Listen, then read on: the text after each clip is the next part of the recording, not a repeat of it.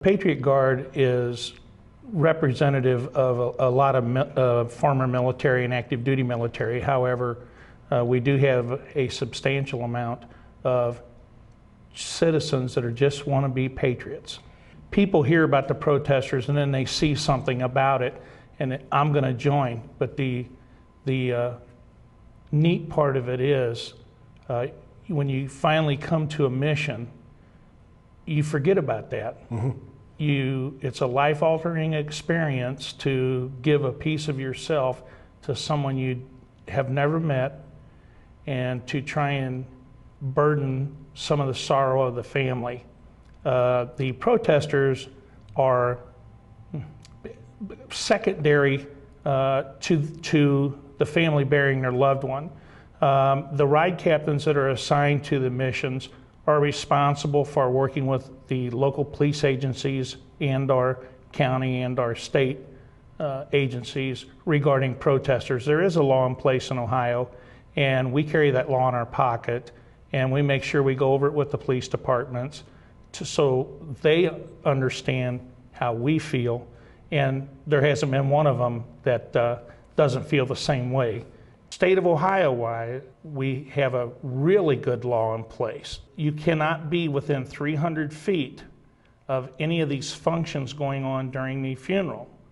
So the law doesn't say you can't put them 2 miles away. It says the closest they can be is 300 feet.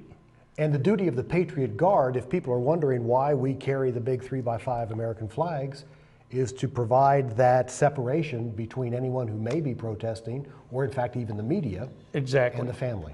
Exactly. The law specifically states if they're going to protest, they have to do it an hour before and or an hour after everything has ended. So what we do is we carry that law in our pocket. When that golden hour is up, they're gone. Right. And if they're not gone, then we'll shield the family and the community from them. The sad part is the media seems to be the worst enemy.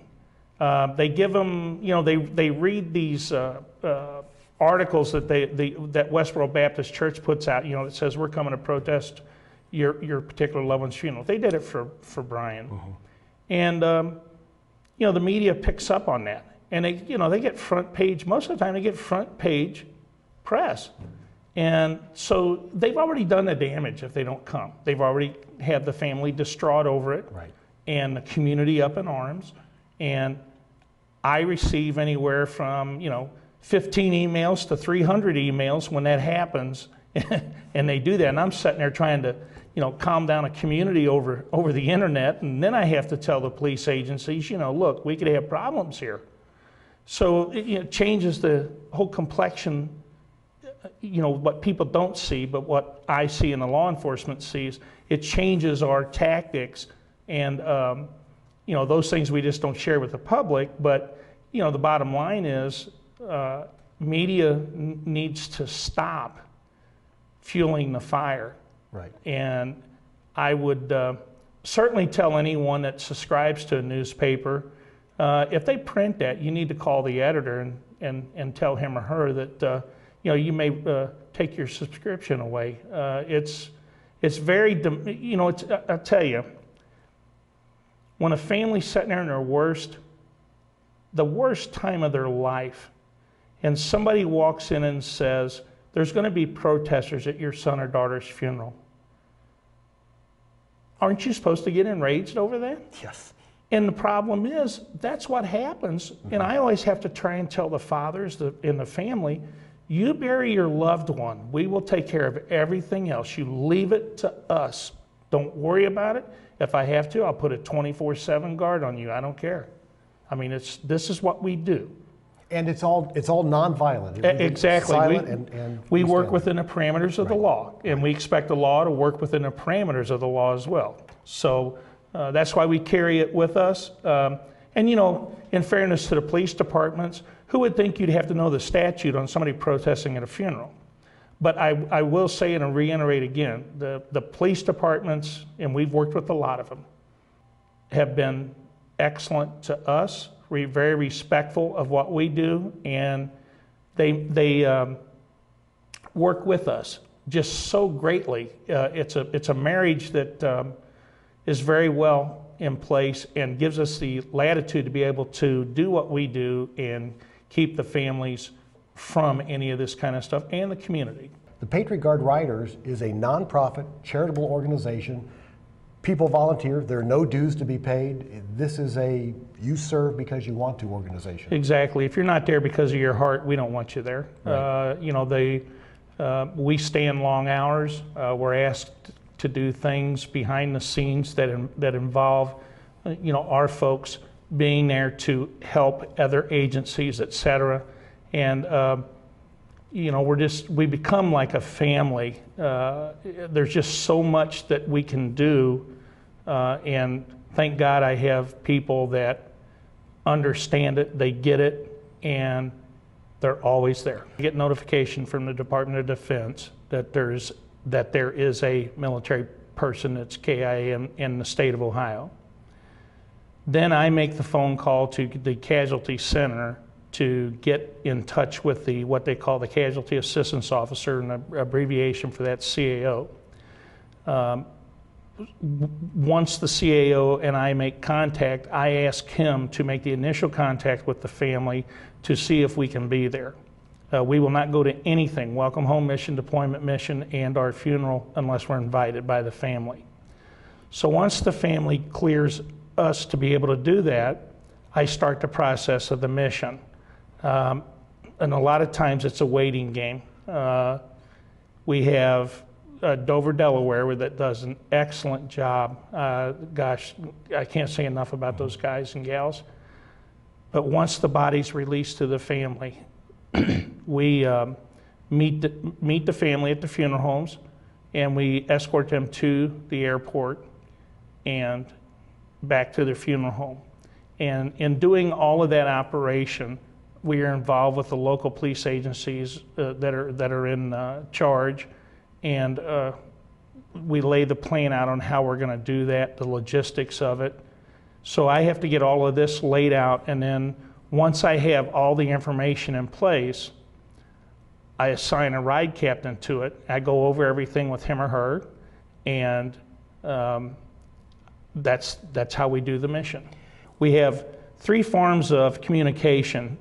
Our national website is www.patriotguard.org, and on that, when you open the home page there on the right-hand side, it gives everything that's going on in the nation. We also have a state website, which is www.ohiopgr.org. You look at our upcoming events, and I have every mission posted on there, at times, etc. And we also have our Facebook site, Right. That has a ton of information on it.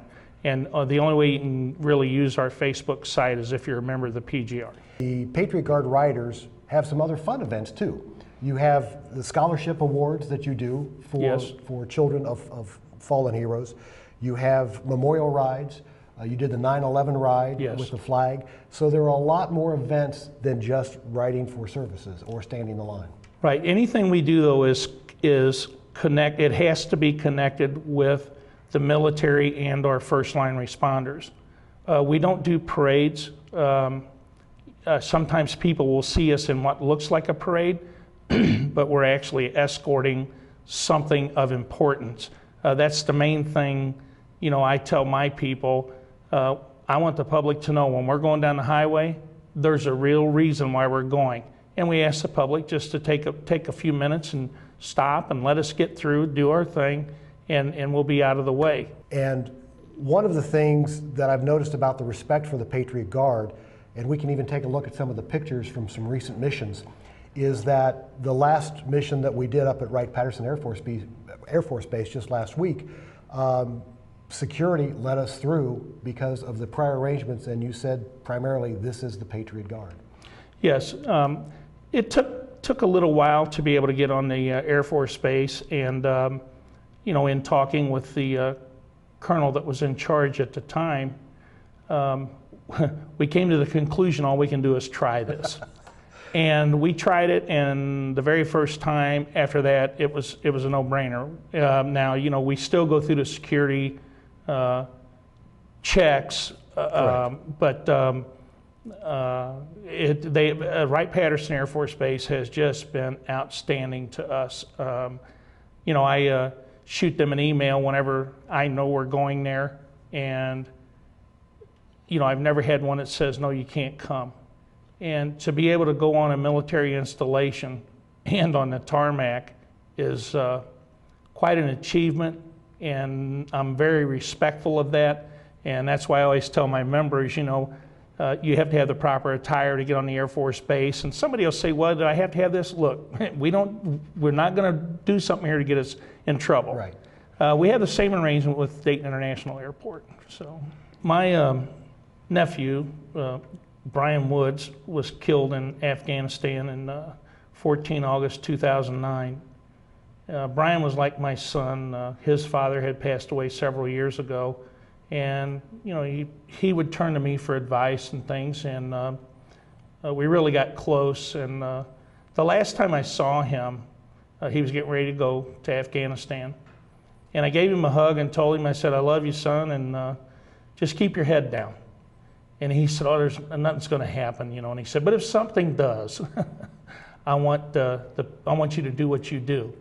And unfortunately, we lost him. But you know, not many of us get to die doing what we love to do, and he did.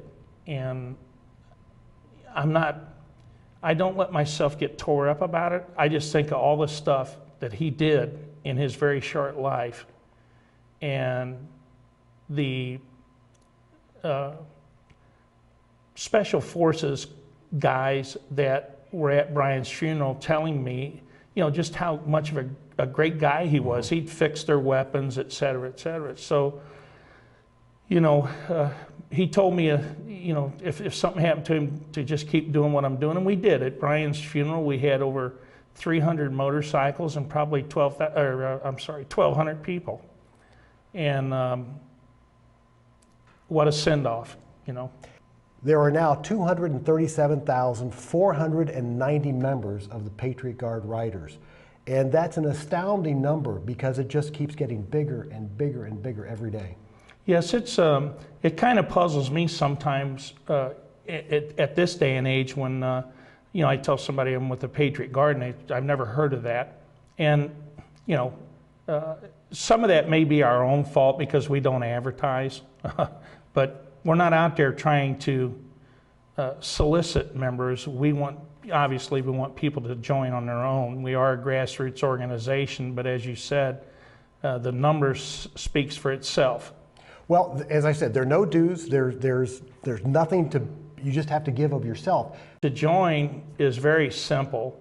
You can either join on a national website, or you can go to our state website and join there.